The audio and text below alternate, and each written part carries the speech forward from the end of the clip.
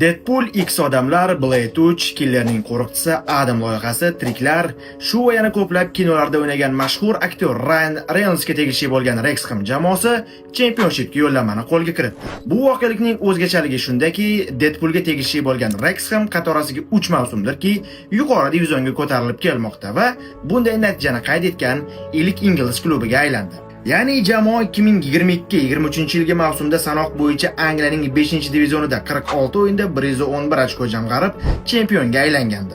2023-24 yilgi mavsum 4-divizionning 46 o'yinida 88 ochko jamg'arib, yuqori ligaga chiqishga muvaffaq bo'ldi.